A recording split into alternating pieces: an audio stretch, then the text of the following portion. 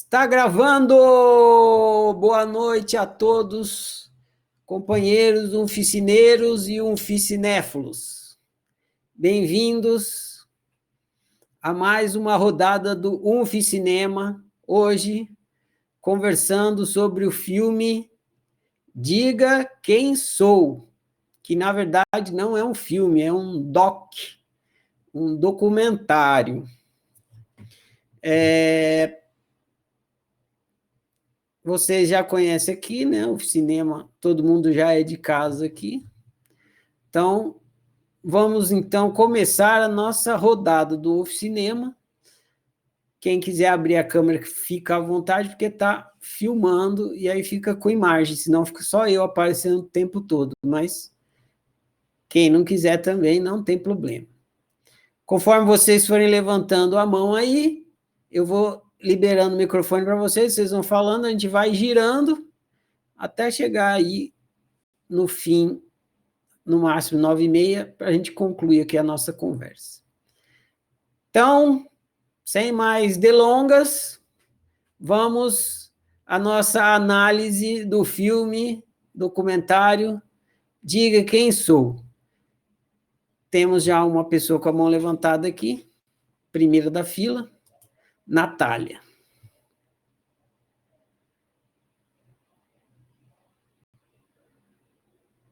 Seu microfone está liberado, Natália, pode clicar e falar. Oi, boa noite a todos.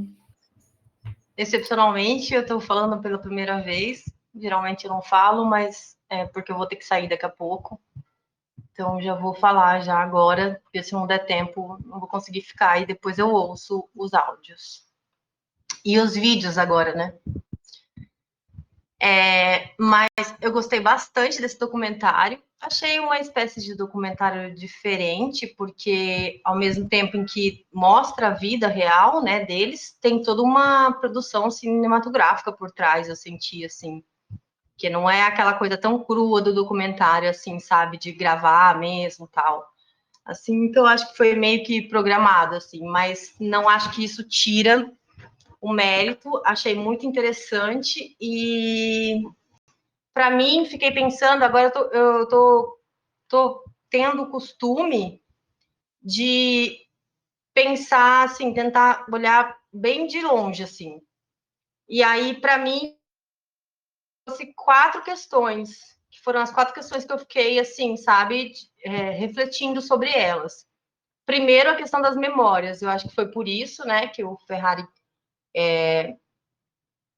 indicou esse documentário, porque isso tem tudo a ver com o que a gente aprende, a historinha que contam sobre a gente, mas também tem muito a ver com violência, né, o abuso e tudo mais. Tem muito a ver com mentira também, né, até que ponto vale a pena mentir.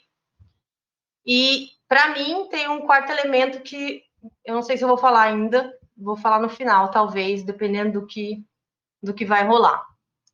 Mas o primeiro elemento para mim que chamou atenção e óbvio, assim, que eu acho que é o que mais é importante para o nosso estudo aqui na oficina, é a questão das memórias, né? O Alex, ele perdeu todas as memórias, assim, ele não sabia mais quem ele era, ele ficou dependendo do irmão dele para contar tudo da vida dele, então foi muito fácil para o irmão dele criar uma historinha para ele, né? Criou a história que ele achou que fosse melhor criar. E aí, tudo bem, a gente não vai entrar no. Eu não quero entrar no mérito, assim, agora de o que ele fez, se o Marcos, né, que é o irmão gêmeo, se ele fez certo ou se ele fez errado, sabe, de ter mentido tal. Mas eu queria pensar no que aconteceu. Primeiro, que uma coisa que foi muito importante que aconteceu, que eu acho que foi que, assim, o Alex se tornou uma pessoa mais leve. Isso é indiscutível.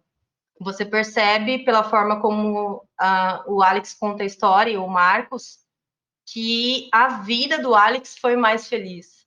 Não sei.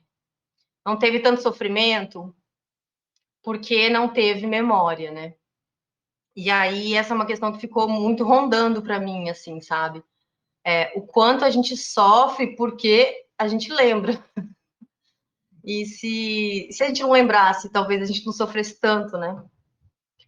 Mas veio outra questão também, que é assim, a questão do despertar e do não despertar, né? Porque o ser humano, né? O ser humano fulano, né? Dividido em três, né? Quando o ser humano fulano que não despertou, ele passa por essa experiência, ele acha que a existência dele está vinculada a essa experiência terrena, né? E aí essa vivência toda é baseada na memória, né? Nos registros, né? De tudo que aconteceu. E eu acho que é uma maneira válida, mas é uma maneira muito linear, né? De viver a vida, né? Então, assim, você só sabe andar de bicicleta porque em algum momento do seu passado você registrou isso, você memorizou isso, né? E ao mesmo tempo que o filme mostra que isso fica lá no fundinho, né? Porque não foi tão difícil para ele aprender a andar de bicicleta de novo depois, porque ele meio que já tinha pegado o jeito, porque isso ficou gravado lá, talvez no subconsciente ou no inconsciente ou na consciência, né? Não sabemos, mas mostrou um pouco disso, assim. Mas ao mesmo tempo foi mais difícil, né?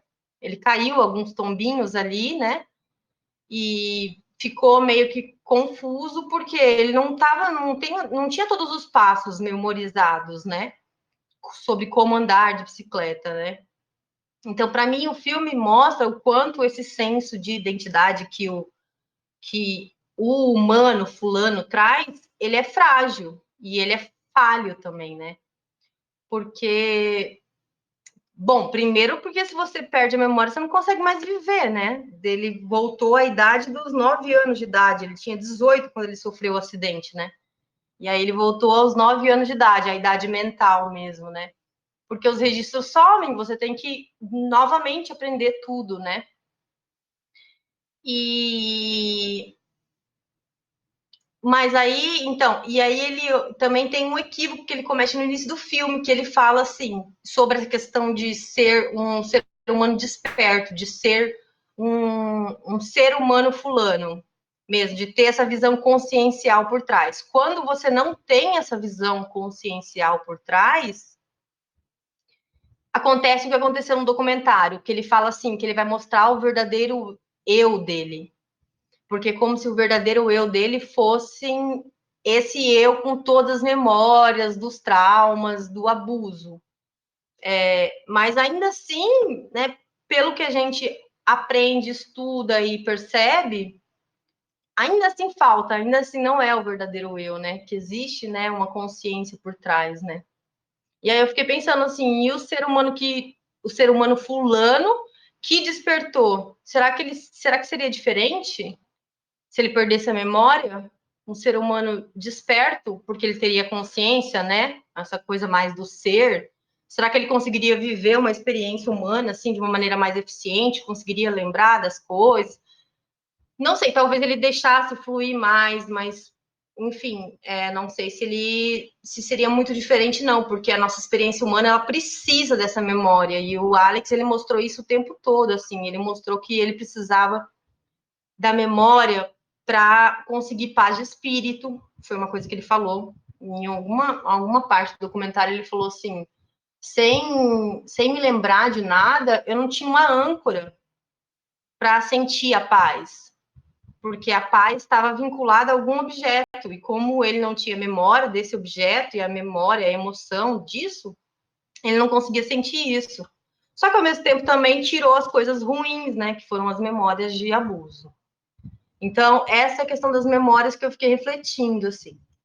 Aí depois vem a questão da violência, né, do abuso em si, que eu achei que é importante o filme ter mostrado o abuso sofrido pela criança do gênero masculino, porque geralmente a gente vê pelo gênero feminino, né? A menina, a criança menina que é abusada. E eu acho importante falar isso dos homens também. A gente assistiu isso, ouviu o podcast do Miguel, do Meditações numa Emergência, em que ele conta, ele narra a história dele, foi muito marcante para mim, que eu não sabia, não estava esperando muito e foi muito marcante.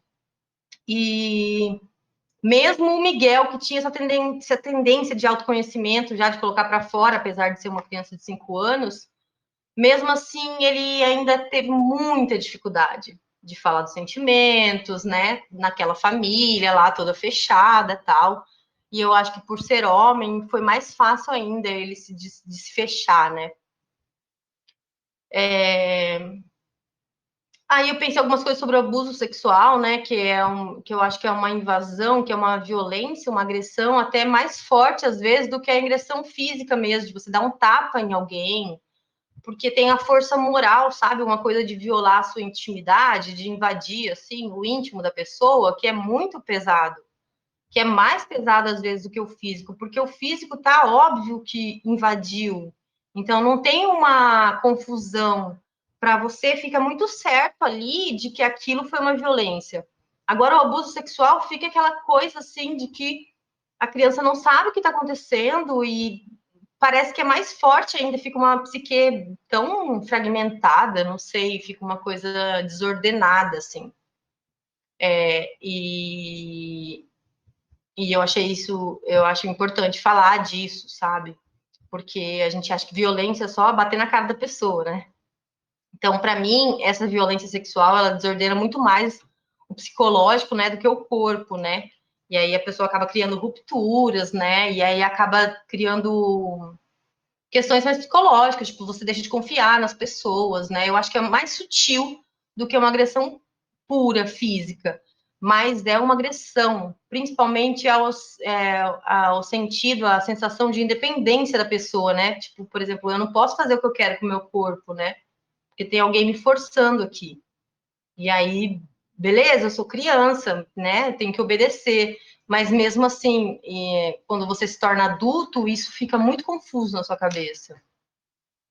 Aí, a questão das mentiras, que é o terceiro ponto, né?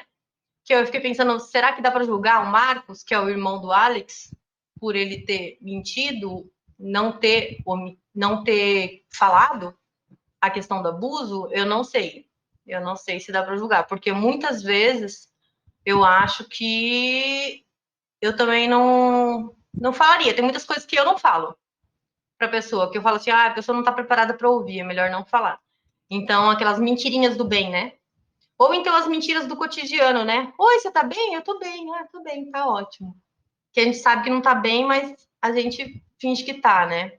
Então, eu não julgo o Marcos, assim, não penso que ele fez errado, mas me veio essa reflexão, sabe? Será que eu faria a mesma coisa? Eu acho que chegaria um momento que eu falaria, mas eu tentaria proteger também, assim. E ele passou muito essa sensação de ser o irmão mais velho, né? Por mais que eles fossem gêmeos, o Marcos ele fez muito esse papel de protetor, né? De irmão mais velho. Aí, por fim, a última coisa, que é uma reflexão minha mesmo, é a questão do vitimismo. Porque a todo momento em que a gente ouve essas questões de abuso sexual, e eu posso falar por experiência própria, eu também já aconteceu isso na minha infância, eu vejo as pessoas se colocando muito nessa situação de vítima, e isso me incomoda. Talvez seja uma coisa que eu tenho que trabalhar, não sei. Mas me incomoda porque eu acho que esse papel de vítima, primeiro que ele é um papel, não é o que você é, né? É como dizer que você é mãe. Você não é mãe, você está mãe, né? Você está exercendo essa função de mãe, né?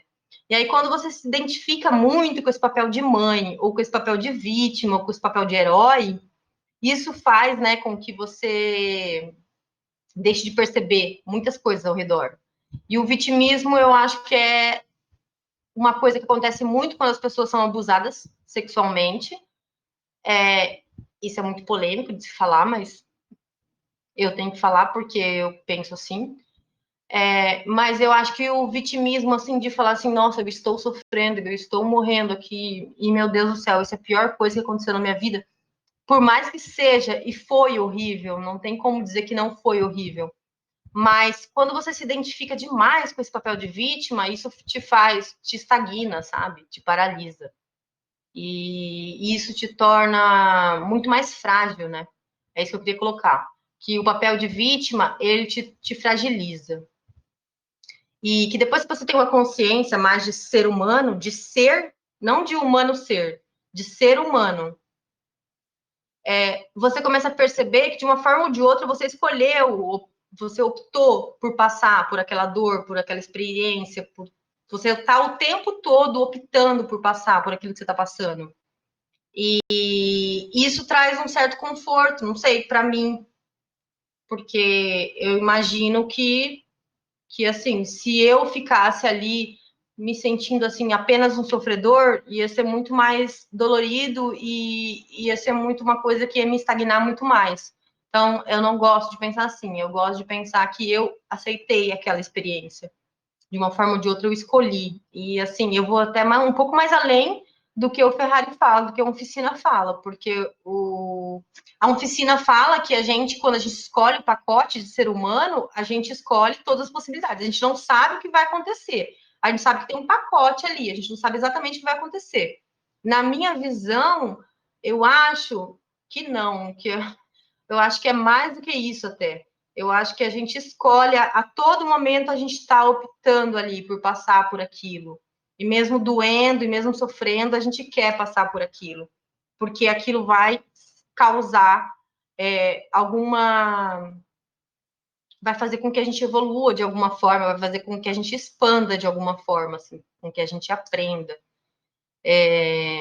Então, eu já imagino que já vai dar algum problema em falar isso, mas enfim, é o que eu penso. E acho que é isso, já falei demais, passo a palavra. Valeu, Natália. Grato pelo compartilhamento. Vamos aqui ao próximo. Andressa, você levantou a mão, mas a Valquíria tinha levantado primeiro, então vou dar a vez para a Valquíria e depois vai você, tá, Andressa? Deixa eu anotar aqui. Andressa. Tá tudo anotadinho aqui, eu não perco. Ó. Seu microfone está liberado, Valquíria, isso. Tá certo. Boa noite, Ferrari. Boa noite, Oficinéfilos. Boa noite. Eu gostei bastante, já tinha visto esse documentário um tempo atrás. Esses títulos assim normalmente me atraem, mas eu vi de novo. E a minha reflexão foi toda em cima assim, mais das questões, da questão da memória e da criação da realidade, né? Porque, de certa forma, o Marcos criou ali uma realidade ali para o Alex, pelo menos por um tempo. E assim, a história do Alex é a história de todos nós, né? Que a gente começa essa experiência de fisicalidade com o nosso receptor de memórias assim branco. E aí a gente começa a receber as informações. Alguém nos dá um nome, né? Alguém chegou para mim, a minha mãe provavelmente falou, ó, Valquíria vai ser o teu nome. E depois vai, né, nos ensina cama para dormir, mamadeira e tal. Enfim, a gente vai aprendendo, né? A gente vai aprendendo, absorvendo. Essa fase aí da infância é importantíssimo ter alguém para, porque a gente está ali completamente sem condições de nos manter, né, sozinhas. E aí a gente vai nesse aprendizado tudo, o tempo todo, captando e formando. A gente vai formando uma história, né? Eu formei uma história ao meu respeito, a respeito das coisas, a respeito do mundo, né? Fui criando aquilo ali. Muitas dessas histórias têm a ver comigo, mas muitas não têm. E a maioria delas estão rodando ali num nível subconsciente, né? Então, de forma extremamente profunda, que eu não tenho consciência dessas percepções que eu tive, nem, nem das que eu tô tendo, assim, todas, né? Porque é informação o tempo inteiro. E as minhas experiências, né? E aí eu, né, comecei a refletir a questão da realidade mesmo, dessa criação da realidade, porque as minhas experiências vão justificar essas histórias que estão ali rodando no meu inconsciente, independente de eu estar consciente delas ou não. Então, o cérebro, ele funciona como um projetor, né? Analogicamente, é como uma máquina que tem lá os seus comandos. Quem vai dar esses comandos, para ele não faz diferença, né? E estes comandos são as memórias, as crenças, que nós vamos alimentando ali ao longo da nossa vida. O Marcos deu os comandos ao cérebro do Alex. E a partir destes comandos, ele percebia o mundo como percebia, olhando para a família dele, né, como uma família onde havia respeito, amor, tudo mais. Só que não era assim. Mas ele foi atrás, né? Mais uma vez o porão aparece aqui nos nossos estudos, porque tem uma cena lá que o Alex está descendo uma escada, me deu a entender que ele estava indo para o porão. Ele foi investigar sobre a personalidade da mãe, ele quis entender o seu passado, né? E ele queria viver uma realidade, não uma ilusão. O Marcos também nos deu uma lição de que varrer para debaixo do tapete e fingir que nada aconteceu também não resolve. Como não resolveu para ele, né? Resolveu com o tempo. Ele fingiu que não tinha acontecido nada daquela violência e tudo, contou lá a historinha para o irmão viveu, né, ali naquela ideia e tudo, mas uma hora aquilo veio à tona. Porque as memórias, elas não somem, né? Elas continuam ali. Então, a minha reflexão foi sobre como lidar com essa história que eu tenho aqui, rodando, né? Como um filme, rodando. A primeira coisa é saber que eu não sou a história, né? Para isso, eu preciso saber o que eu sou. Se eu sei o que eu sou, eu consigo olhar para essa história e criar novas memórias a partir dela, né? De forma consciente. Este é um dos mecanismos do processo de criar a realidade, né? Eu sendo a autora dessas memórias. Eu tenho ali um banco de dados, né? Traumas, percepções que eu tive na minha infância a respeito de tantas coisas.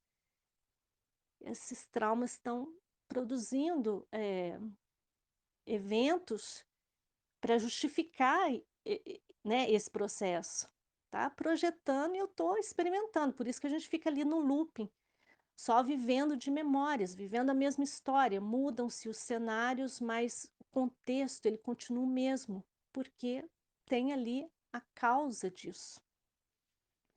Então, quando eu sou autora, né, de forma consciente, eu escrevo, eu coloco novas memórias para rodar ali sobre as que eu já tenho. Uma coisa que eu lembrei muito, assim, vendo esse documentário e refletindo, né, que quando eu seguia muito coach e tal, né, essas palestras motivacionais e tal, eles falavam muito, assim, do ir além, né? Nossa, eu lembro, assim, eu fiquei lembrando do quanto que eu ficava perdida, mais perdida que cega em tiroteio naquela época. Porque eu não sabia. Falava, você tem que ir além, né? Você tem que se tornar uma nova versão. Eu não sabia disso. Eu não tinha a menor ideia, eu ficava super perdida. E hoje esse filme, refletindo sobre ele, eu vi assim que o ir além das memórias que eu tenho é ir além dessa história que eu sempre acreditei ser, né? E que eu sempre me identifiquei e criar essas novas memórias. Este é um poder que nós temos, né? Independente da história que se viveu ou que se está vivendo, a gente sempre tem essa possibilidade de criar novas memórias o tempo todo e escrever uma nova história. Esse foi assim, a minha reflexão sobre esse documentário. Valeu, Valquíria. Grato pelo compartilhamento. Vamos então ao próximo, que era a Andressa, que eu anotei aqui. Seu microfone está liberado, Andressa. Você precisa clicar mais uma vez aí. Isso. Boa noite, pessoal. Boa noite. Eu agradeço. eu adorei, né, esse documentário, foi excelente para mim, para trabalhar questões minhas mesmo, eu me vi ali, eu precisava desse documentário, sabe? E me remeteu à minha infância. Eu voltei na infância e eu revivi ali. Ele me permitiu reviver e aceitar e admitir para mim mesma a mentira que eu contava para mim, porque eu não queria me ver. Eu sempre fingia que não tinha acontecido do jeito que aconteceu. E o documentário me permitiu olhar de frente. E a narração deles, o modo que eles contaram, eles trouxe isso para mim, entendeu? Olha, eu tô falando, fala também, essa força, sabe? Por que você não fala? Eu tô aqui, eu senti nele, eu senti na pele mesmo ele ali. Foi maravilhoso para mim. Das pazes com o meu passado, assim, fiquei até emocionada. Foi lindo. E essa questão, né, do Alex, do Marcos não contar, né, tudo que aconteceu para o Alex, foi uma maneira dele mesmo mentir para ele, esconder, porque quando o Alex perdeu a memória, para ele se libertou, foi como se ele tivesse, através do irmão, ele tivesse se libertado daquele peso. Ele falou, olha, ele era tão ligado, eram gêmeos, né? Eles eram gêmeos. Então, quando o irmão apagou a memória, é como se tivesse apagado a dele também. Eu entendo ele perfeitamente, por isso que ele não contou por irmão, porque aliviou, deu uma sensação de alívio nele, como se tivesse desaparecido, só que não desapareceu. E tanto é que depois, o Marcos, quando ficou sabendo, o Alex, quando ficou sabendo, falou que se sentiu traído, né? Ele se sentiu mais traído pelo irmão, que ele depositou toda a confiança, do que pela mãe, né? Por tudo que tinha acontecido. Aí eu penso, né? Na época, quando eu comecei a ver, eu falei, eu acho que eu faria o mesmo, eu não contaria. Depois, no decorrer do filme, eu falei, não pode negar o direito do outro saber a verdade, né? Mentir é roubar o direito do outro saber a verdade. Até porque a memória é muito importante, é crescimento, é sabedoria. Tudo que acontece com a gente, ela traz o discernimento, né? A maturidade, a gente cresce com isso, faz parte da vida, não tem como fugir, né? É isso que traz a consciência, o ser, porque nós estamos aqui vivendo uma experiência nessa vida, e tudo que está acontecendo com a gente, está passando por nós, está nos trazendo alguma sabedoria, algum entendimento da vida, o perdão, a compaixão, né? E é interessante que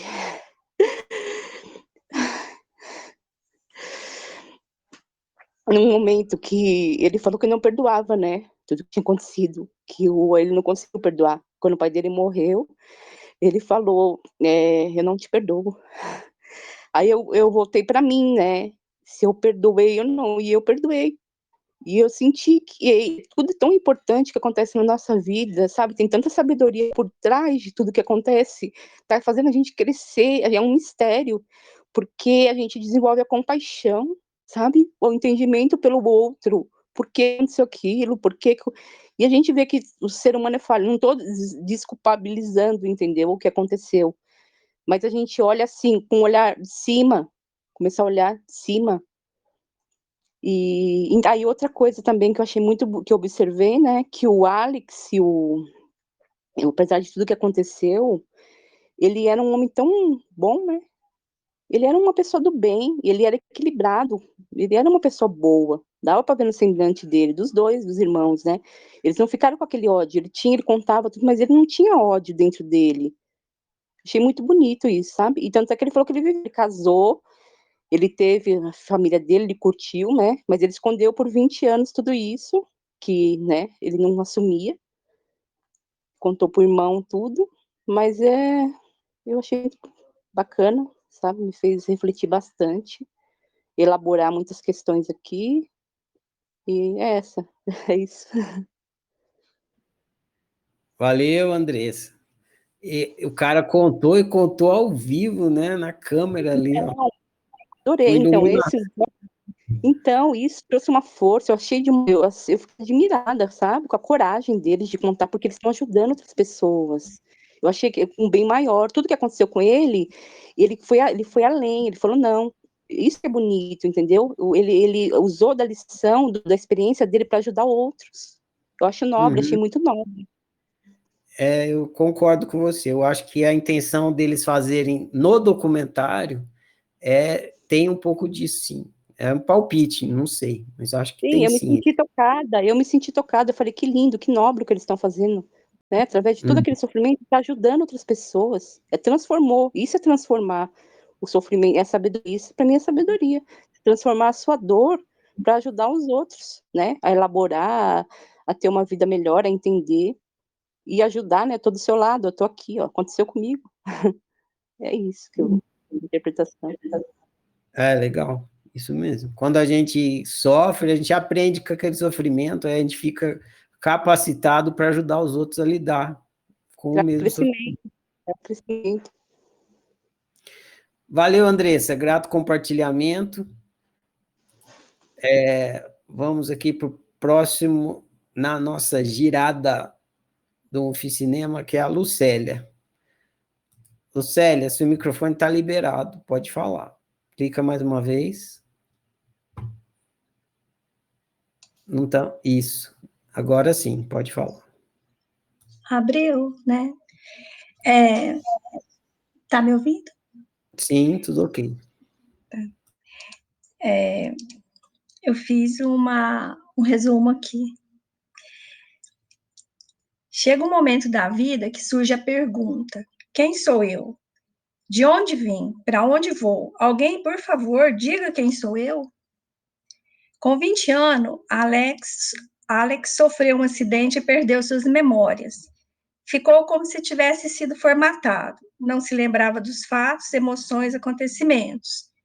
Então, Marcos, seu irmão gêmeo, inseriu em Alex um pendrive com as lembranças dos 20 anos vividos pelos dois irmãos.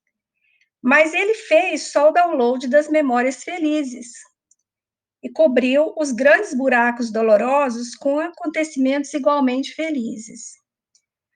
Uma vida sem dores, sem estupro, sem pais pedófilos, sem frustrações. No caso, sem mãe pedófila, né? Porque o pai parece que não fala nada disso. Alex era a história feliz do Marcos. Marcos ficou com a história infeliz, que guardou no fundo do fundo de si, trancada e escondida para não ser lembrada. Mas a fotografia dos dois sem as cabeças e pelados disparou o gatilho, e Alex quis saber o que era aquilo. O documentário continua e conta a dramática história de dois irmãos traumatizados, feridos e machucados. Eu não vou entrar no trauma deles, porque essa é uma terapia deles. E nem na sucessão de frustração que é viver. Eu vou olhar para quem sou eu, porque essa é uma pergunta que me acompanha. E já me fez ir buscar em muitos lugares. Então, quem sou eu quando por algum motivo minhas memórias são apagadas? O que sobra? Parece que sobra um HD vazio. Um HD com muito espaço e tempo para qualquer coisa, inclusive acumular memórias, que compõem histórias, até mesmo organizadas em uma linha temporal dividida em infância, juventude, adulto e idoso. Quando nasço, eu chego zerada. Eu não tenho nome, eu não tenho endereço, eu não tenho história, eu não tenho nada. E tudo vai sendo construído e registrado. E eu me reconheço nesse acúmulo de informações que vão sendo registradas como eu, humana fulana. Algumas dessas informações, elas vão para algum lugar e ficam esquecidas, escondidas, apagadas. Mas, de alguma forma, tem programas como terapias, autoobservação e autoanálise, que dá para ir acessando as memórias. Tipo aquelas cartas guardadas e empoeiradas. E aí, à medida que eu vou juntando todos esse quebra-cabeça, vai dando corpo a uma história que é capaz de me definir. E que eu possa responder quando alguém, ou eu mesma, faça a pergunta: quem sou eu? Eu sou isso. Minhas memórias. E é muito bom responder essa pergunta, porque agora eu sei quem que eu sou. Eu sou minhas memórias. E eu sou só isso. Se, por um lado, esse documentário me fez ter vontade de virar um repolho e esquecer o tanto que a humanidade é esquisita, por outro lado, me fez pensar que meu HD, com muitas lembranças impressas, ainda cabe muita coisa. E que eu honre minhas memórias, porque elas têm muita história para me contar. Só isso. Valeu, Lucélia, grato pelo compartilhamento. Eu falava isso muito para os espiritualistas, eles eram negacionistas da memória, né? Querem não pensar. Aí eu falava, então vai brincar de ser repolho. Porque repolho não pensa. Né? Lucélia, grato pelo compartilhamento. Vamos ao próximo aqui. A Vivi. Microfone liberado, Vivi. Pode falar. Oi, povo. Estão me ouvindo? Estamos te ouvindo. Ah, então, eu terminei de ver agora, né? E no início eu achei que não ia, nossa, ser nem perto do que aconteceu ali, depois a história de vida dele. Mas, enfim, o que eu peguei, assim, do filme. Chegamos ao mundo, assim como Alex, com a memória, tipo, zerada. E, aos poucos, vamos aprendendo sobre tudo. Desde o nosso nome, andar de bicicleta, o funcionamento das coisas, as pessoas que a gente convive, vamos aprendendo sobre tudo. E depois a gente vai acreditando em tudo que a gente vai vivendo, assim. E se identifica pra caramba com tudo. E eu achei interessante as pausas no tempo que o documentário trazia, as lembranças do Marcos, as fotos ajudou bastante ali para ele lembrar, né, que ele tinha as lembranças dos 6 anos, depois dos 12, depois dos 14, depois dos 20. E eu lembro que quando eu fui gravar minha história, também tem o roteiro lá da história também, mas eu me identifiquei também que é por aí que a gente tem as lembranças. E eu lembrei também que o que me ajudou muito a gravar foi pegar as fotos. E aí eu me veio assim, disse, nossa, lá em casa a gente era bem pobre, assim, mas a minha mãe fazia questão de sempre estar tirando foto dos momentos felizes em família. Então, achei bem marcante isso também. E, por sinal, foi uma foto, né, que despertou tanto interesse do Alex de investigar que alguma coisa não estava certa. Até me veio assim, nossa, estava muito bom para ser verdade, né? A vida dele estava muito tranquila. E aí foi com a morte da mãe dele que eles foram organizar lá e ele achou o que acabou descobrindo tudo. E até não tinha parado para observar, por exemplo, que a Lucélia acabou de comentar, né, que é a história feliz e a história infeliz do Marcos ter criado. E de fato, Alex era a história feliz mesmo do Marcos. E uma fala que o Marco colocou é: se você tiver um fato em sua mente, algo que é seu, não algo que te deram, você constrói tudo ao redor desse fato. Ali com as lembranças, né, das fotos, foi onde ele pegou e construiu a história pro irmão dele. E também tem uma parte ali na questão, né, da confiança que o Alex depositou no Marcos, porque quando ele acordou, ele só reconheceu o irmão, não reconheceu nada. Isso que eu achei interessante também, a identificação que tinha, e lembrou do irmão ali. E ali ele coloca, né, se você confia, você acredita cegamente. E ele nem suspeitou das omissões do Marcos. E o Marcos até fala, né, que ele não contou sobre o abuso porque ele agiu como ele esperava que fizessem com ele.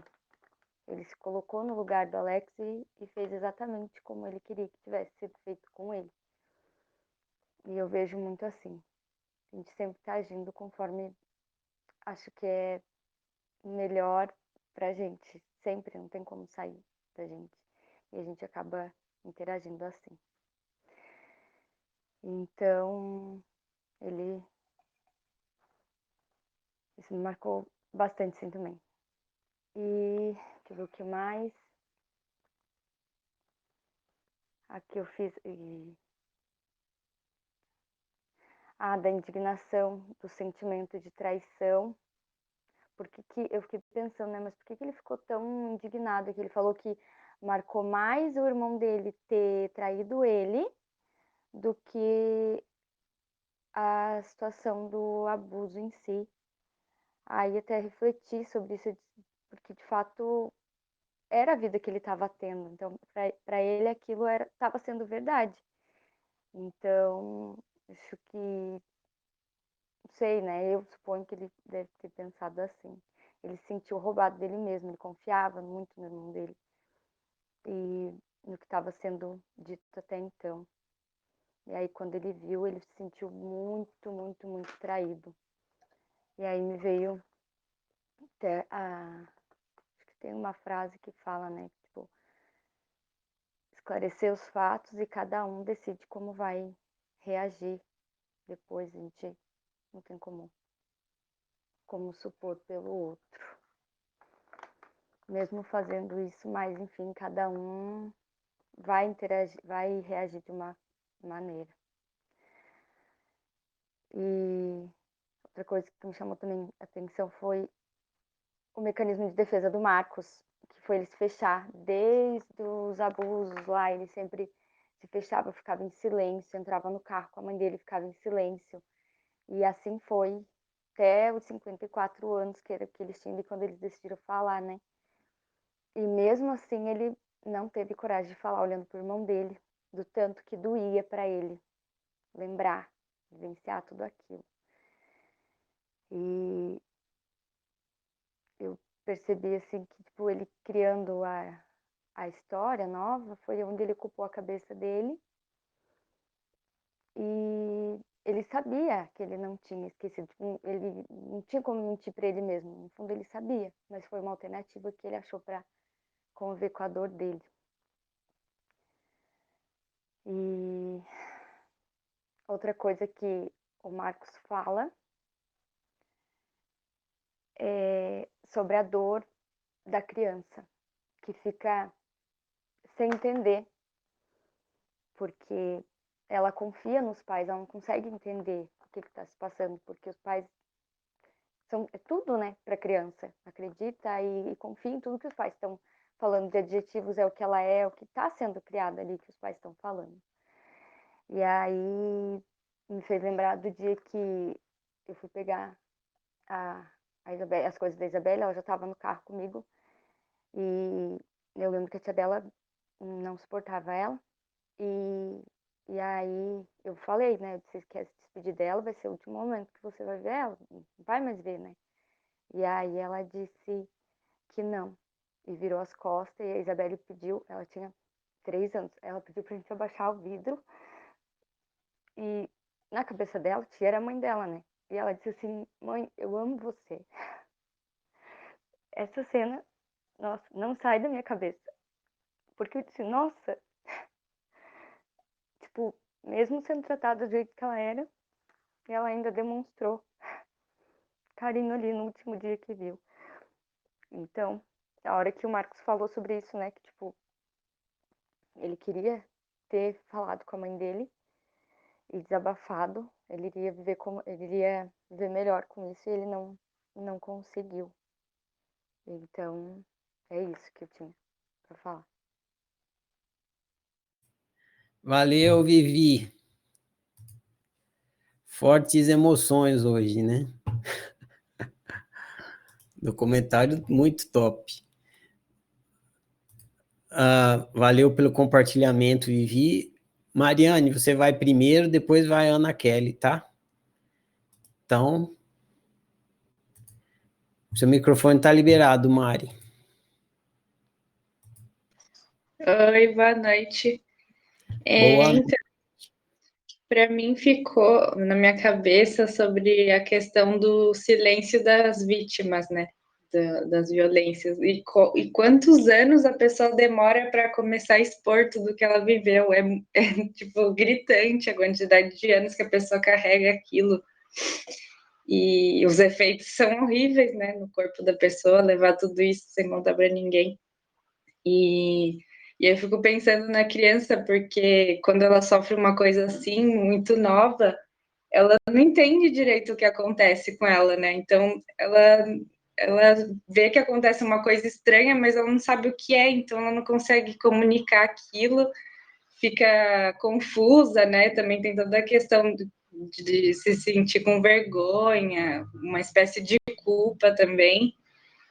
E, e também me ficou do filme, do documentário, o que a criança considera normal, né? Porque a família é a base da pessoa para ver o que é um padrão. Por exemplo, quando o Alex ficou sem memória e começou a viver através do que o Marcos falava, ele achava que era normal eles morarem numa casinha atrás da casa, não podiam entrar em cômodos, e ele achava que isso era normal, mas não era, né? E só depois que a gente vai crescendo e comparando com outras famílias que a gente vai vendo que a nossa família nem sempre é normal, né? Porque na verdade não existe normal. Mas não é porque não deveria ser assim todas as vezes. E sobre o vitimismo, que a Natália estava falando, né? Eu entendi o que ela falou, mas acho que a gente não deveria ignorar o papel de vítima. Acho que a gente, na verdade, deveria potencializar isso e colocar a boca no trombone e começar a falar mesmo, relatar o que aconteceu, porque é muito terapêutico também, né? E então, na verdade, é direcionar, né, o papel de vítima para ser um instrumento de ajuda para outras pessoas que passaram por isso e muitas vezes não entenderam que passaram. E quando você fala aquilo para outra pessoa, ajuda demais. Que foi o que aconteceu, né? Aqui a gente assistindo. E também pensei na questão do sofrimento dos dois, que os dois estavam sofrendo, só que por questões diferentes. Um porque tinha memória e o outro porque não tinha memória. E aí me fez lembrar muito do filme que a gente viu, né, da Amnésia, do Lenny, que tinha as perdas de memória e sofria por isso também. Então, o Alex, ele estava sofrendo pela confusão, né, a falta de identidade, enquanto o outro queria não ter nada disso, né? Então, eu achei engraçado essa diferença aí. Isso. Bem observado. Um sofria porque sabia e não queria saber. O outro sofria porque não sabia e queria saber. Então. Não tem como fugir do sofrimento. Valeu, Mari. Grato pelo compartilhamento. Vamos aqui para Ana Kelly. Ana, seu microfone está liberado. Só clicar aí e falar. Boa noite, Ferrari. Boa noite a todos. Boa. É assim, sabe o que eu penso vendo esses documentários e relatos aqui mesmo dos amigos aqui, né? Quando eu paro para ver o meu diário e observo as pessoas aqui, eu digo: "Nossa, como é que é estranho", porque a sua dor é só sua mesmo, assim, e você acha que é grande porque é o seu dedo que está doendo. Mas se você olhar, o outro está com o braço inteiro doendo. E as suas coisas são muito pequenas na frente da dor de tanta gente aí, né. E eu, quando eu vi o documentário, eu falei: "Ai, que máximo, ele perdeu a memória, que coisa maravilhosa". Começar do zero, que oportunidade massa. E aí foi o irmão, né, que foi, para mim, admirável, criou um mundo espetacular para ele, e ele viveu aquilo ali, então ele curtiu, ele tanto é que ele não expressa a dor tamanha como o irmão tem. Ele sofreu, claro, mas não tem a intensidade, porque as memórias contadas, não é a mesma coisa delas sentidas, né. Alguém me contou que eu passei por isso quando era criança, mas eu não me lembro. Então, se eu realmente não consigo lembrar e hoje eu não tenho um trauma, não tenho uma repetição, né, pelas memórias passadas, isso é bom. Agora, ruim é quando a gente esconde né, colocar lá. Eu penso que devo ter muita coisa escondida, porque eu tenho uns pensamentos assim, quando eu vejo isso, eu fico buscando, muita coisa está deletada, então eu acho que eu escondi. E hoje eu vivo mal, porque eu não acho essas memórias para compreendê-las. Só que eu adoraria ter tido amnésia mesmo, esquecido de verdade e zerar. Deletar tudo e começar do zero, eu acho que seria uma coisa muito boa. Eu não ia querer saber mesmo do meu passado. Eu ia querer fazer um presente totalmente diferente. Claro, com conhecimento, né, mas aí como é que tem um conhecimento, esquece tudo? Acho que começa os traumas todos de novo. Mas quem sofreu mais foi o irmão dele, porque ele se enganou, né, colocou a sujeira embaixo do tapete e viveu aquilo ali que ele estava inventando, no caso o Marco inventando para o Alex, aí foi muito bom, ele viveu bem alguns anos, em termos, né, bem em termos, porque ali eles não detalham a vida deles, então a gente não sabe o verdadeiro impacto que isso tudo causou, porque eles não entram muito em detalhe. Mas acredito eu que ele escondeu e deve ter sofrido muito, né, vivido muito mal. 56 anos após, né, ele vem falar sobre uma coisa surreal, que me causou também um impacto muito grande quando ele falou. Até então eu pensei em várias coisas, abuso, quando começou a falar do abuso, eu fiquei tentando buscar alguma coisa, mas muito supérflua. Quando ele narrou mesmo tudo, foi muita monstruosidade, e eu olhei para minha história e eu falei: "Caralho, eu sempre fui feliz, maravilhosamente, vivi bem pra caramba". Porque olhando uma história dessa, né, de uns meninos que passaram por isso, a mãe fez isso, tentar compreender essa mãe, não estou julgando de forma alguma, existe um motivo no passado dela para ela repetir isso, fazer isso. Com certeza a gente não ouviu o documentário dela, né, por que que ela é assim, ela é ligada ao sexo, tudo para ela era sexo, conforme ele viu, né, que ele buscou lá saber da mãe dele e descobriu isso. Mas por que que ela é assim, por que ela fez isso, né? É muito fácil julgar, e mesmo que seja uma monstruosidade imensa, mas ela estava doente, com certeza, uma pessoa saudável não tomaria, não faria isso com os filhos, né, os bebezinhos, nossa. Mas enfim, o documentário é muito maravilhoso, muito rico, e a mensagem que eu compreendi é que são escolhas, né, tudo são escolhas. Ele escolheu ter contato com essa dor, ele buscou isso e ajudou o irmão, no caso o Alex ajudou o Marco, porque o Marco precisava falar sobre isso. O Alex, e lembrou dele, do coma, o único que ele lembrou, a ligação deles era tão, tão intensa, sei lá, que foi a única pessoa que ele lembrou e parece que ele lembrou de tudo isso só para ajudar o Marco, que eu acho que o Marco estava mesmo no fundo do poço. E o Alex estava zerou, né, para recomeçar, porém precisava ajudar, acho que por amor, sei lá, não sei que ligação é essa de gêmeos, mas é nítido o amor, né, a cumplicidade que um tem pelo outro. Foi muito maneiro o documentário, muito, muito maneiro. E a questão das escolhas, eu fico pensando sempre, né, e ajudar o próximo, e quando a gente escuta a história do outro, ter esse carinho. É a palavra que eu nunca me lembro, mas tudo bem, acho que é porque eu não tenho isso. Mas é isso, minha mensagem é essa, são escolhas e o que eu compreendi, né, do filme. São escolhas e não julgar, não julgar ninguém mesmo. E olhar para a sua vida e realmente tirar tudo debaixo do tapete, porque não adianta. Só vai tropeçando na montanha que vai crescendo. E como não dá para zerar a minha mente, e de qualquer forma sempre vai ter a sujeira, então tá bom assim. Obrigada aí, Carla. Valeu, Ana. Grato pelo compartilhamento. Alguém mais? Só levantar a mãozinha aí. Então tá, então vou eu. Ah, temos mais uma pessoa aqui. Microfone está liberado, Luana. Pode, clica mais uma vez. Isso, agora Oi. pode falar. Oi, boa noite, tá me ouvindo? Estamos ouvindo, Luana. Boa noite. Então tá.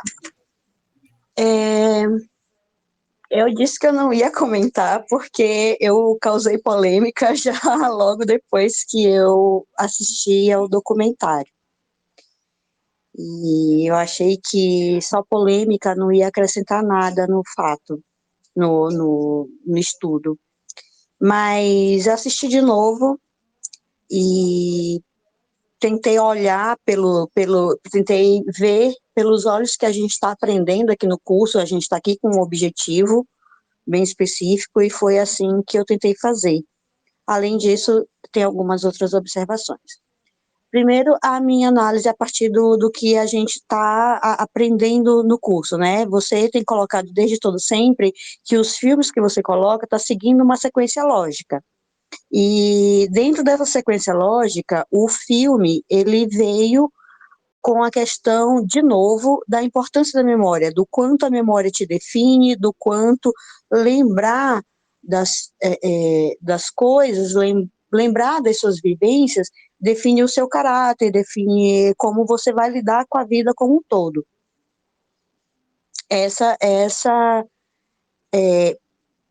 Assim, acho que de todos que a gente passou, desde o Amnésia, desde o Alice, desde o Doador de Memórias, eu esqueci agora os outros, Náufrago, esse filme, ele vem condensando, ele faz um resumo do quão importante é a memória.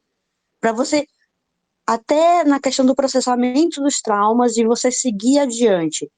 Se você não lembra o que você está tentando curar, você não vai seguir adiante, porque você não lembra o que foi que aconteceu. Então, eu acho que esse filme, ele traz isso, da importância da memória, do passado, para você poder processar aqui no presente e projetar isso no futuro e correr isso para o futuro. Essa é a minha percepção didática da oficina. Agora, uma coisa que, pela própria polêmica que eu trouxe, que eu acho importante falar. Tivemos o relato da Valquíria, o relato da Isa, agora por último, da Lucélia, e, meu Deus do céu, eu esqueci, teve uma logo seguida da Valquíria, que eu esqueci o nome de quem foi. Que é a abordagem em si do assunto. E foi isso que me incomodou, foi isso que eu trouxe à discussão. Precisa de alerta, de spoiler. Por quê? Porque é um assunto delicado e não tem jeito, assim, não adianta você querer botar na testa de todo mundo que passou por uma experiência assim, de vitimista. Não, cada um tem o seu tempo, cada um tem o seu jeito de lidar, cada um tem o seu jeito de processar toda e qualquer situação traumática que passa na vida. Então, eu acho que também o filme também trouxe essa importância, a questão de como a pessoa que não viveu, ou a pessoa que viveu e ficou, tipo, beleza, consegui superar o negócio, mas, assim, de não olhar para o outro e botar na testa do outro que isso foi vitimismo. Não, cada um tem o seu tempo de processar qualquer tipo de trauma. Pode ser o abuso sexual, que não é só físico, ele é emocional, ele é de confiança, ele é familiar, enfim. E assim, eu acho que é importante quando a gente, na nossa vida como um todo, a gente se depare com assuntos delicados, a gente seja delicado. Teve uma das colegas que falou do assunto que ela, acho que foi a Andressa, isso, ela falou do assunto de uma maneira super delicada, ela teve um momento dela de processar, ela teve um momento dela de lidar com a situação, de lembrar da situação, e é isso, é a experiência dela, é a vivência dela, é o momento dela, é o momento da Ana, é o momento da Mari, é o meu momento, é o momento de cada um. Então, nessa parte da polêmica que eu quis trazer, foi isso. Não é legal, não é bom taxar todo mundo de vitimista. E se você não tem conhecimento do assunto, não trate de assunto. Simples assim. Não tente formatar as experiências dos outros, as nossas próprias experiências. A minha experiência foi uma, a experiência da Andressa foi outra. Cada um tem o seu tempo de lidar com a situação. Então, eu acho importante isso, até porque a gente está num grupo grande, num grupo diverso, manter essa coisa na cabeça, para que a gente não se magoe, não se desrespeite sem necessidade. Sabe aquela história? Quem dá muito bom dia para todo mundo, dá bom dia para cavalo? É por aí. Então, se não tem nada para falar, não fale. E eu só estou falando isso agora no final, porque, como eu disse, eu trouxe a polêmica e eu acho que eu devia a justificativa do porquê eu trouxe a polêmica. Mas eu vou encerrar por aqui, só para não me delongar, mas voltando, o filme me trouxe isso, a importância da memória, porque só a partir do que eu me lembro, só a partir do que eu conheci, é que eu sei o que eu tenho que construir ou o que eu tenho de desconstruir para seguir adiante. E é por aí que eu ando trabalhando ultimamente. É só isso. Valeu, Luana. Grato pelo compartilhamento e é legal você ter ido assistir novamente para buscar um novo olhar. Eu dou os parabéns por isso. Alguém mais? Alguém mais quer falar? Levanta a mão, hein? Não? Então vou eu. Vai falar que nem da outra. Então vou eu, aí sobe uma mãozinha lá. Muito bem. Meus caros, eu vou ler a minha resenha, minha tradicional resenha aqui. Eu não tinha me atentado tanto para como esse filme se encaixa também para outros livros, né? Tinha me focado mais na questão da memória, mas ele se encaixaria perfeitamente para o estudo do último livro que a gente tem no ciclo de estudos, que é sobre terapia, né? Como que é o nome? Os 3 passos da cura psicológica. Tá aí, né? Os caras deram os 3 passos da cura psicológica. Então, ele serve também, mas não foi esse o motivo pelo qual eu escolhi esse filme. Porque a gente tá vindo nessa balada aí do estudo da memória. Então, quem assistiu o filme com esse olhar aí do funcionamento da memória foi no propósito da minha indicação. Agora, muito rico mesmo, né? Que não acabei de falar, ele mostra os 3 passos da cura psicológica, mostra acontecendo, principalmente com o Mark, né? Não sei bem quem observou aí, mas observou muito bem. O Alex, mesmo sem saber, ele ajudou o Mark a dar esses 3 passos da cura psicológica. E o Mark recebeu uma grande cura. Bom, e além disso tem a coisa do Diário da Consciência também, que tem a história feliz e infeliz. Nossa, como é rico esse documentário. E a entrega dos caras, né? Pensar que os caras, de fato, viveram aquilo, foram lá na frente da câmera, fazer o desfecho todo ali no cinema, né? Debaixo dos holofotes ali para todo mundo ver. Na Netflix. Olha nós aqui.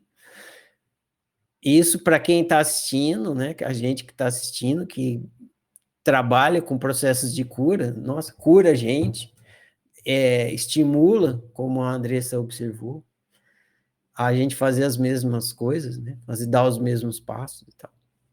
Então tem tudo isso aí no filme, mas o propósito pelo qual eu indiquei ele nesse momento é para o fechamento dessa caminhada aí, que eu acho que já foi de 2 a 3 meses vendo filme semana após semana sobre o funcionamento da memória e a implicação do funcionamento da memória na experiência humana.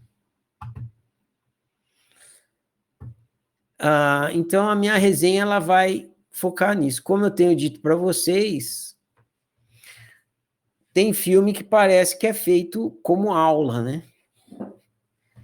E esse filme, ele dá uma aula de autociência para a gente, na questão do funcionamento da memória.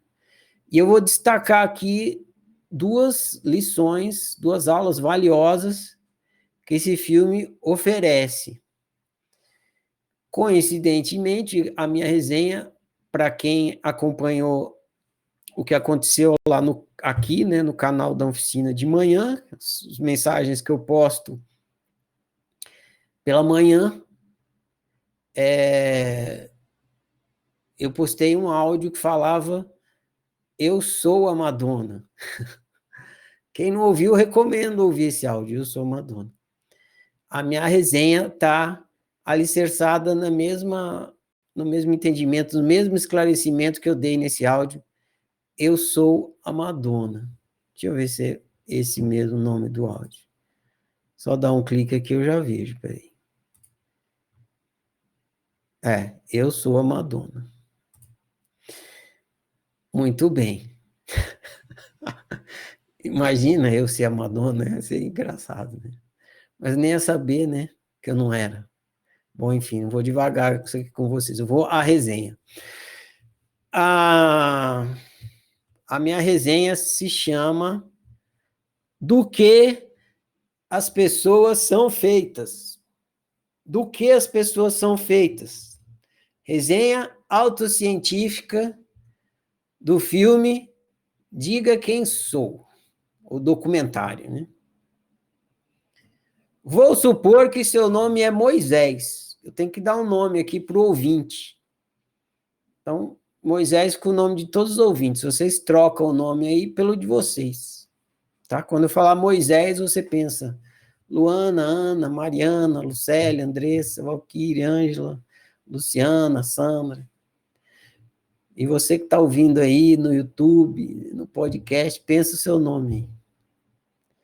Vou supor que seu nome é Moisés. Imagine que você, Moisés, deita de noite na cama, daí, quando acorda de manhã, quem você é? Você, Moisés, você deita na cama, dorme, e quando você acorda de manhã, quem é você? Ora, você é Moisés, certo? Você dormiu Moisés e acorda Moisés.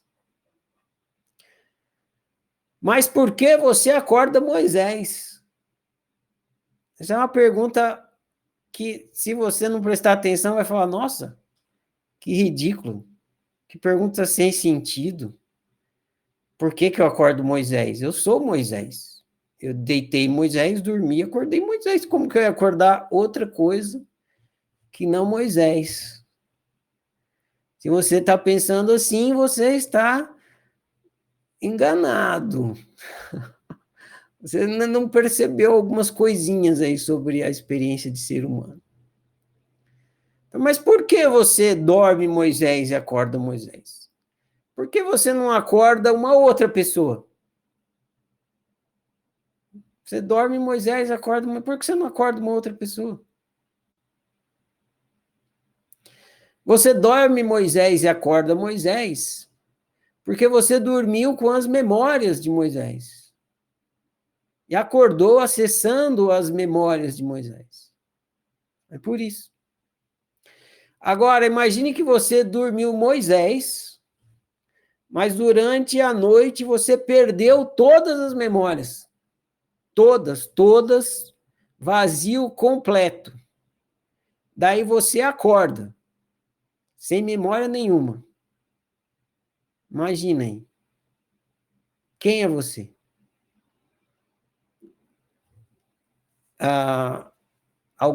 Alguém de vocês aí observou, né? Quando você nasce, sua mãe te dá um nome, senão você não sabe qual é o seu nome.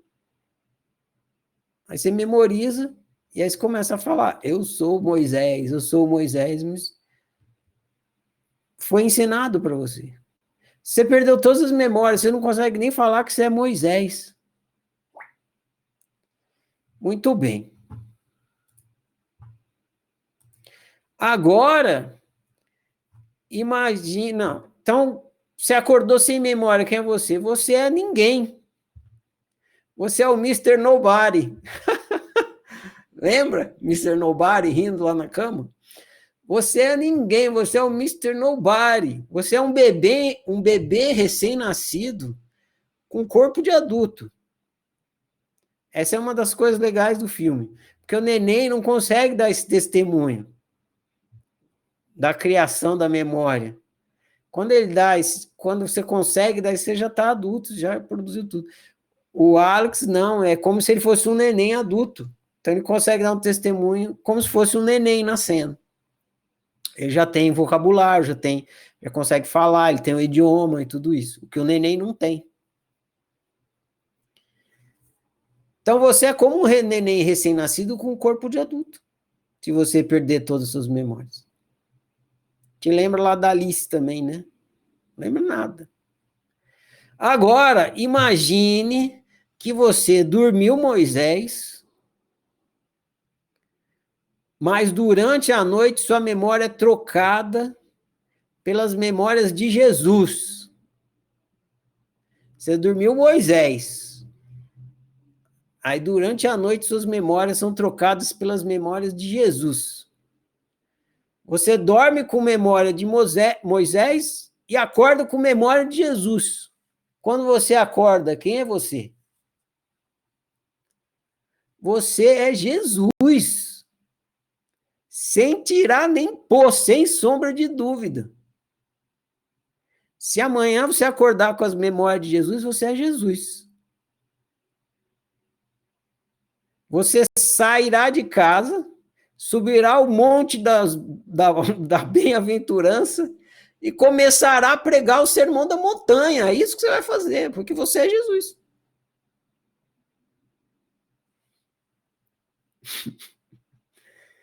Entende do que as pessoas são feitas? Pessoas são feitas de memória. Seu corpo é feito de carne e osso, mas você é feito de memória. Seu corpo é feito de carne e osso, mas você é feito de memória. Você é a pessoa que a sua memória diz que você é. Eu sou a pessoa que minha memória diz que eu sou. O outro é a pessoa que a memória diz que ele é. Essa é a primeira aula de autociência que o documentário Diga Quem Sou nos oferece. Você é feito de memória, não de carne e osso. Quando Alex, o gêmeo que perdeu a memória, acorda no estado de coma, ele não se lembra de nada. A memória dele está vazia, completamente apagada. Ele olha para uma mulher na sua frente e não reconhece que é a sua mãe. Então, ele se dá conta que ele não sabe nem quem ele é. Ele não sabe quem ele é, ele não sabe quem é o outro. Ele não sabe nada dele, como é que ele vai saber do outro? Ele fala isso. De repente, minha mãe, ele fala mais ou menos assim, minha mãe tem uma mulher lá meio histérica na minha frente, eu não sei quem é, e de repente eu me dou conta que eu não sei quem eu sou.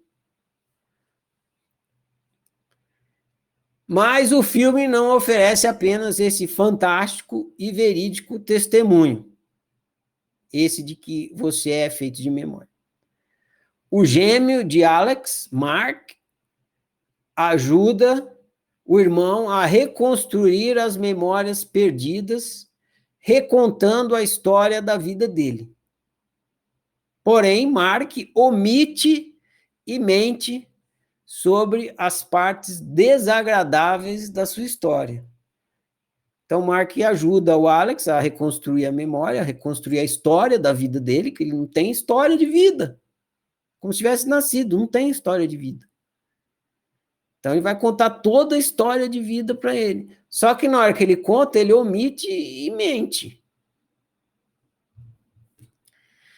É isso.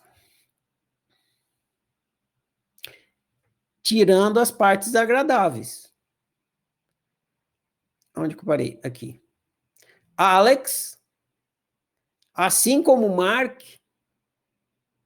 tinha motivos de sobra para ter muita mágoa da sua mãe. O Alex tinha. Os dois viveram a mesma coisa. Então, o Alex, ele tinha motivo de sobra para ter mágoa da mãe dele. Lá, o Alex é o que perdeu a memória, né? Só que ele não tinha mágoa nenhuma. Ele até ia lá, beijava a mãe no aniversário, ficava feliz e tal. Mostra isso. Ele tinha motivo, mas não tinha mágoa. Pelo contrário, ele tinha afeição. Pois ele não tinha mágoa porque ele perdeu as memórias que faziam ele ter mágoa da sua mãe. Então, o Alex, ele tinha motivo para ter, porque aconteceu, mas ele não lembrava. Então, se não lembrava, não aconteceu. Então, ele não tinha mágoa. Essa é a segunda aula de autociência que o documentário Diga Quem Sou Eu nos oferece. Aqui eu peço uma atenção, uma reflexão profunda de vocês, porque isso vai ajudar muito vocês a viverem bem, todos nós. Né? Essa é a segunda aula de autociência que o documentário Diga Quem Sou, Diga Quem Sou nos oferece. Relembrar é reviver. Essa é a segunda lição. Relembrar é reviver. A gente não fala relembrar, a gente fala só lembrar, né? Eu usei a palavra para ficar relembrar, reviver. Mas lembrar é reviver. Na hora que você lembra alguma coisa, você está vivendo de novo aquilo. Como se fosse de fato. Como se fosse objetivamente. Como se fosse acontecendo. Relembrar é reviver. Mark vive sentindo mágoa. O Mark, ele vive sentindo mágoa porque, ao relembrar das experiências desagradáveis, ele revive essas experiências e, ao reviver, ele ressente o desagrado. Percebe? Relembrar, reviver, ressentir. A palavra ressentimento muitas vezes é trocada por eu estou magoado com você, estou ressentido. Então, Mark vive magoado porque, ao relembrar das experiências agradáveis, ele revive, porque relembrar é reviver, e aí ele ressente o desagrado. Relembrar é reviver, e reviver é ressentir. O Alex, ele não ressente, por quê? Porque ele não relembra. Não relembra, não revive, não ressente. Relembra, revive, ressente.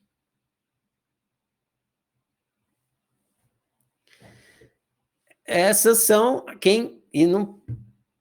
como não sei quem de vocês observou, disse, né? O Alex recebeu a benção de não precisar relembrar.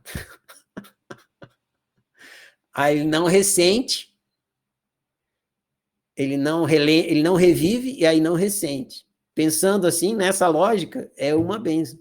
Mas claro que mesmo se você não tem, se a pessoa que não tem a memória, por exemplo, ela põe a mão no fogo uma vez.